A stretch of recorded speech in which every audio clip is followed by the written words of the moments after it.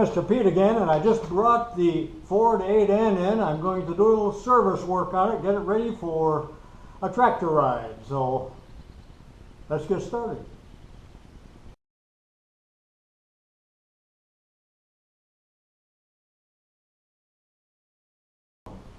This is my 1952 Ford 8N. It's 67 years old and still runs like a Swiss watch.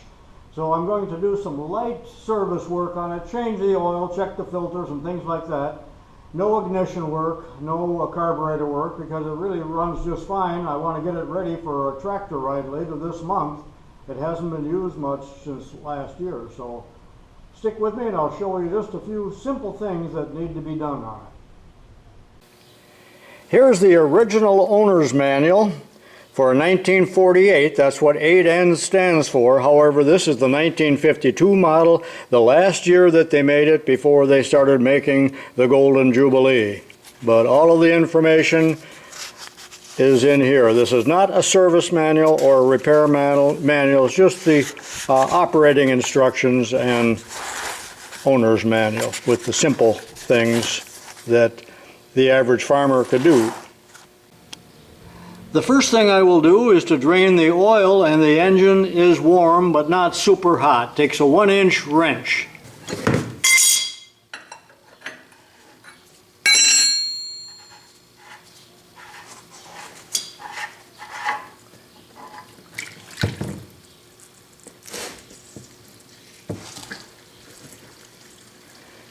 Funny looking oil plug. It's huge, about 2 inches diameter. Now I will let that drain while I turn my attention to something else. This engine takes a P40 Baldwin filter. Luckily I had a couple in stock. Comes with a filter gasket. And once I take the cover off, there's a bit of a bail here that I can use to pull it out, but it's going to be very messy.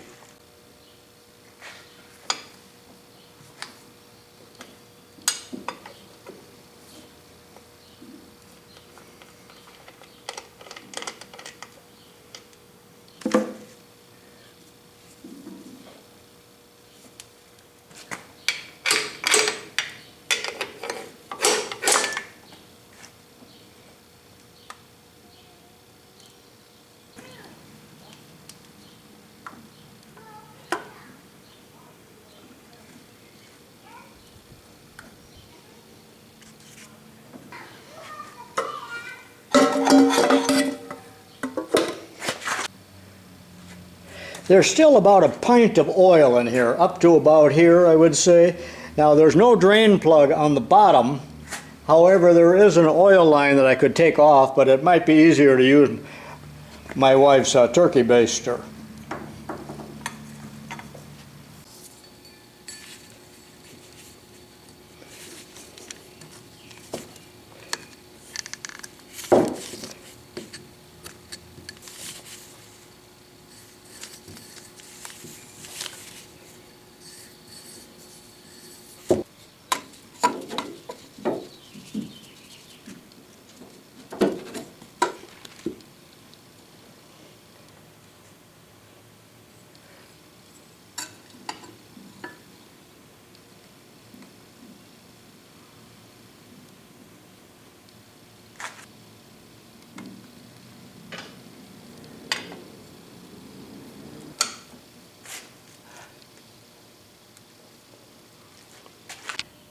Now before I put the oil plug back in, I reached up there and there's this little screen. I'll clean that out real well, and then I'll put the oil plug in. I won't show that, but make sure you get it good and tight before you add your new oil. And that's what it should look like with the screen pushed into the plug. I cleaned it out. There was really some black thick sludge on that. And in it goes, and there's a gasket right here also. Make sure you got a gasket. So I'll put that in and tighten it up real well.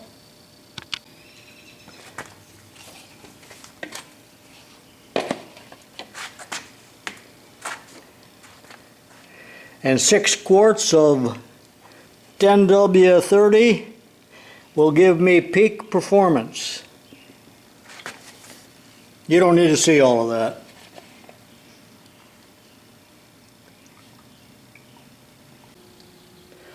The oil filler cap has a filter in it. It comes apart. And that element needs a good cleaning, so I'm going to put it in solvent, let it soak for a while. Blow it out and reassemble it. And there it is, nice and clean, and it's clearly marked front with the little vent up toward the engine.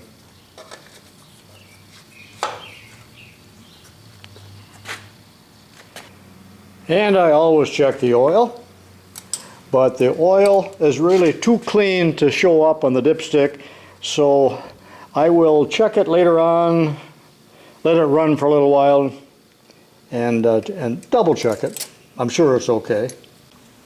About 3 weeks ago, I went down to get gas for the first time this season, and the tractor sputtered on me, so I came back home, determined I had a bad fuel clog. I took the sediment bowl off and put it back on, and after I cleaned it, I just couldn't get it to stop leaking, so that's the old one. So over to Farm and Fleet I went and got a new one, and you know, they're still troublesome. No matter how tight you tighten this nut here, it still continues to leak until the bail here just pops out of those sockets. So I had to take the screen out of there because they're attempting to use a gasket along with the screen that just doesn't work. Harold Brock would be broken-hearted. The battery was new last August, so it's only 10 months old. I will check the water level, and if necessary, add distilled water, never tap water.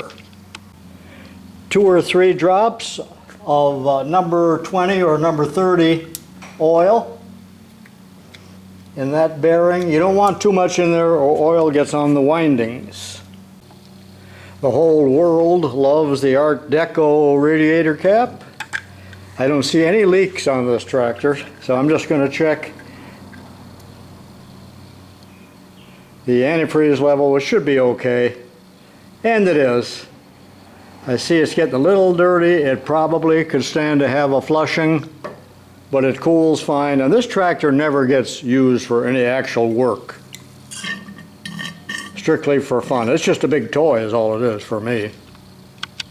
And I will check this dipstick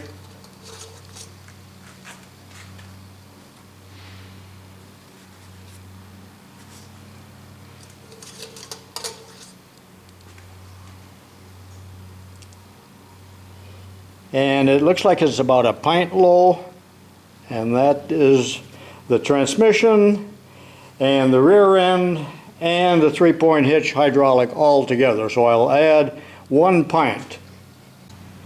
These late Fords, the last few years, I'm not sure just what year they started it, have a side-mounted distributor instead of the nightmare front one, and there is a Gitz oiler there. We'll give her just a couple drops. All right, let's do a little chassis lubrication. You got a zerk right here. Be sure and wipe the zerks before and after. That's a drag link zerk.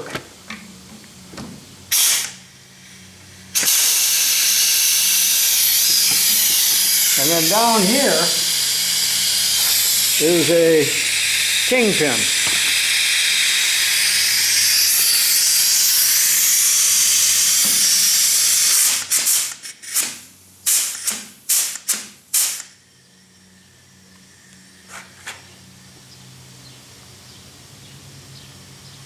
And same thing on the other side. There's a steering zerk right here and one on the other side.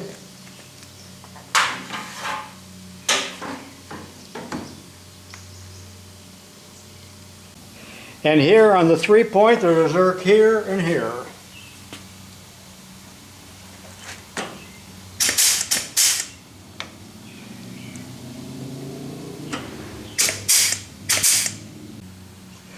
I'm back on the driver's side. Is there a driver's side on a tractor?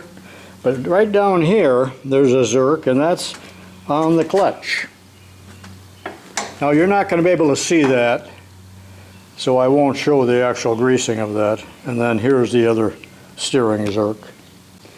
Now there's a possibility I missed a few spots. Let me know if I did. I got to go back into the book and double check. But with your squirt oiler, preferably an Eagle 66, you need to oil any spot where there are two pieces of metal rubbing up against each other, even if it doesn't call for that, but yet trying not to make too big a mess, because the oil will just attract dust and make a mess for you later on. But you know, like right there, just a couple drops is all it needs, and do that all around the tractor. I won't show all that.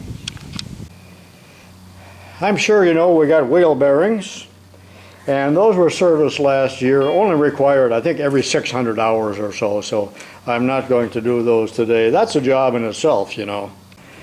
This tractor has two air filters. This is a pre-filter that would catch chaff and other large things in this bottle, but you can see that's clean. I don't do that kind of field work that would attract that kind of dust, but this is the oil bath air cleaner, and a couple suitcase latches.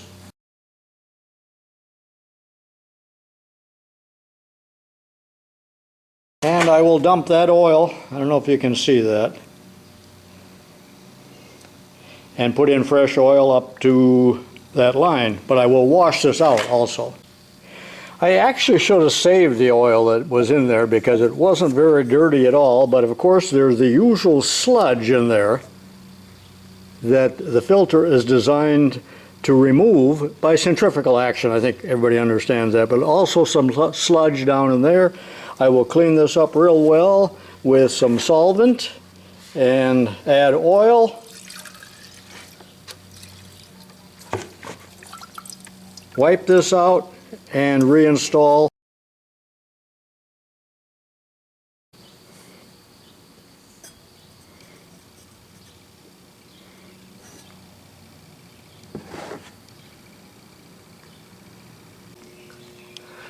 Okay, I'm just about done. Let's see what the oil pressure reads as I start the engine.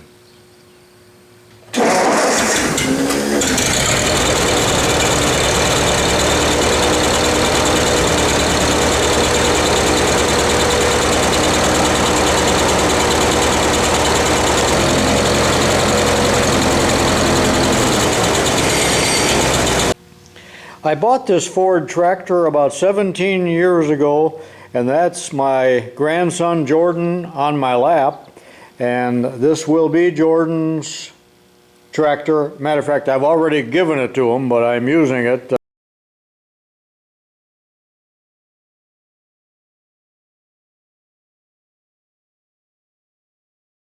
Well, I've checked the air pressure in all four tires, and it's just where I want it. I don't like them too hard because I am riding this on asphalt roads when we go on tractor rides, and I don't want it to bounce too much.